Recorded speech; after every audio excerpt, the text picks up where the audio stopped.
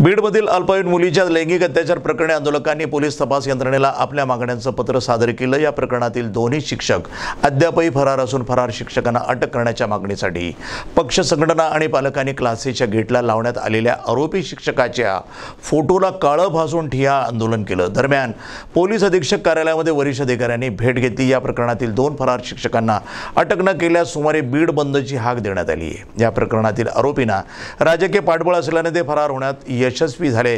आरोपींना अटक करून क्लासेसच्या इमारतीला सील ठोकावं अशी मागणी यावेळी करण्यात आली आहे।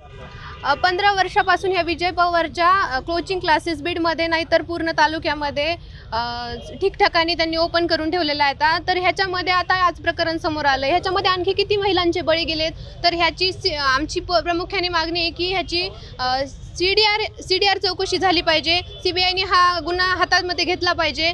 आजपर्यंत किती मुलींचे बळी ह्याच्यामध्ये गेले आहेत ह्याची सखोल आणि एकदम तळागाळाला जाऊन ह्याची माहिती काढून ह्याच्यावर आणखी कडक कारवाई आणि गुन्हा नोंद झाले पाहिजे। तर 15 तास होऊन गेले आणखी गुन्हेगाराला अटक झालेली नाही। तर जोपर्यंत त्याला अटक होणार नाही तोपर्यंत सील पॅकच राहील आणि बीड बंदची हाक आम्ही सोमवारी देणार आहोत। आमची मागणी अशी आहे, हे जे दोन आरोपी आहेत विजय आणि ते खटोळकर, ह्या दोघांना पण अटक करण्यात यावी आणि त्यांनी जे कृत्य केलेलं आहे ना, खरोखर बीड जिल्ह्यासाठी ते लाजिरवाणं आहे। आणि महिला म्हणून आम्हाला तर इतकी लाज वाटायली ना, त्यांनी त्या मुलींचे नग्न व्हिडिओ घेतलेले आहेत। त्यांच्यावर जेव्हा त्यांना पाहिजे, बरं का, गेल्या 1 वर्षापासून हे प्रकरण चालू आहे, त्यांना जेव्हा पाहिजे तेव्हा त्या मुलीचा वापर त्यांनी केलेला आहे।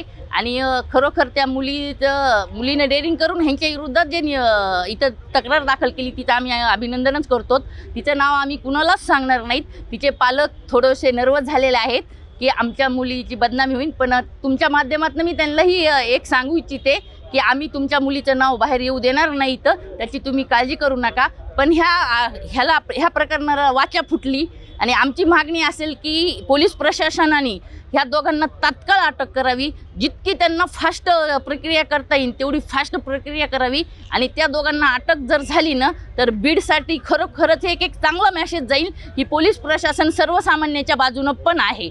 आणि तिथं आत्ता जे महिला आयोगाने काल आदेश दिलेले आहेत की त्यांचं ते सील पॅक करून द्यावं, तर त्याच्यामध्ये काही CCTV फुटेज आहेत तर ते फुटेज गायब होऊ नये म्हणून पोलिसांनी ते पण तात्काळ जाऊन ते बंद करावे आणि तिथं 2 पोलिसांचा पहिरा ठेवायला पाहिजे।